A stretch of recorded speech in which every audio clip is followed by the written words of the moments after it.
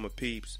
Just wanted to drop y'all about a couple of laws that Patriot Act and the NDAA. I recorded some audio about the Patriot Act to show y'all exactly how it's been used and how it's been conducted from the time it was implemented.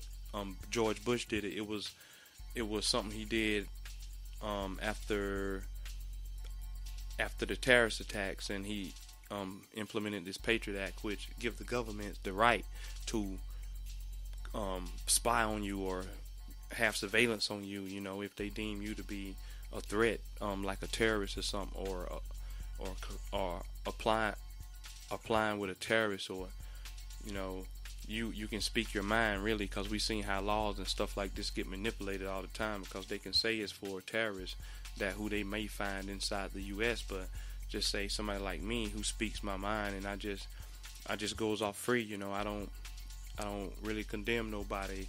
I really just talk the truth, and if they call it condemning, that's condemning. So I would urge you to see what that's all about. But anyway, the NDAA is the National Defense Authorization Act. You need to look that up, and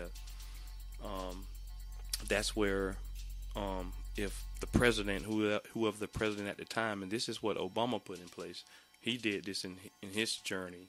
So he opposed the NDAA, and the NDAA just says where basically if you were in the U.S. and you're deemed conforming to the terrorists, or you may be a terrorist cell, or you may be a terrorist this or that, so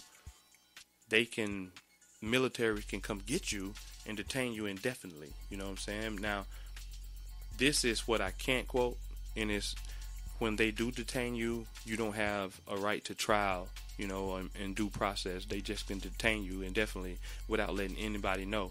Now, they won't let anybody know if they come get you, but I have read further since I've researched it that you may go to trial. Like, it's up to the president, whoever the president at the time, just say Obama now, it's up to him or whoever if you go to trial or not. So I think that's what it said lately, because that's what I've seen lately, so don't hold me on that one, but that is what it's for. So you may go to trial and may not, and look, hey, you can go to trial all you want. You know what trials do.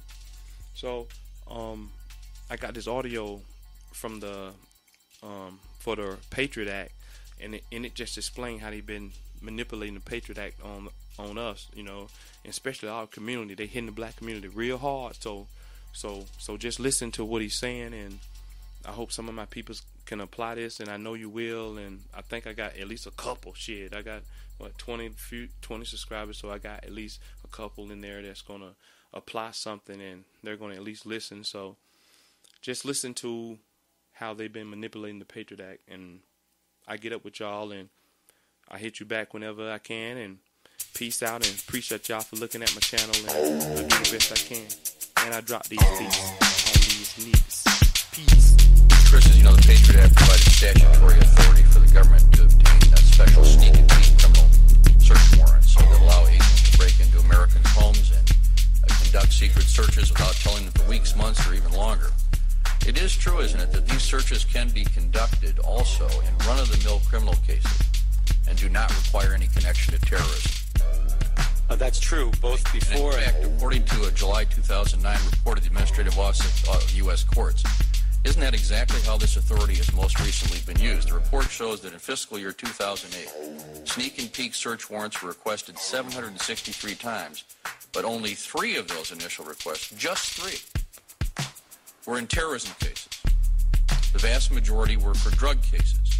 Now, is that your understanding of that report, and does it concern you at all?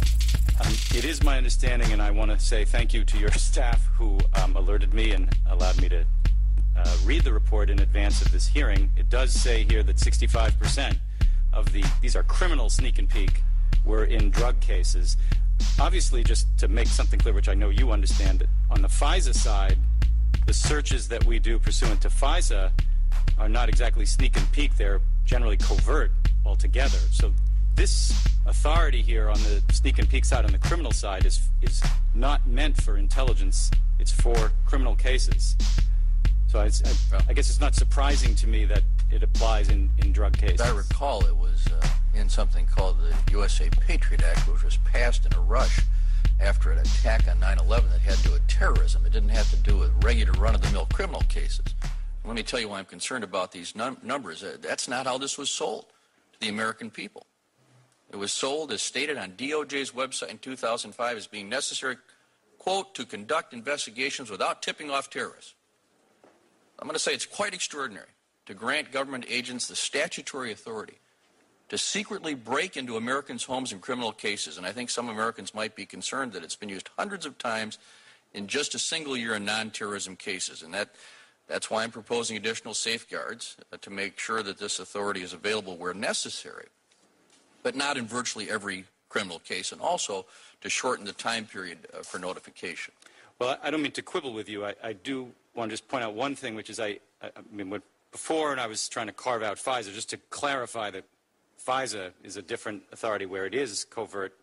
And also, if I'm correct on this, I believe 2 courts of appeals prior to the Patriot Act had authorized sneak and peek under existing law. This was, yes, I think, meant to be a codification Some of that courts doctrine. permitted secret searches in limited circumstances before the Patriot Act, as I remember from the debate, but they also recognized the need for prompt notice unless a reason to continue to delay the notice was demonstrated, and they specifically said that notice had to occur within 7 days, which is what we fought for at the time of the Patriot Act, which is what our bill proposes. So I think you make a fair point that it was allowed to some extent, but without these protections, this is a dramatic change.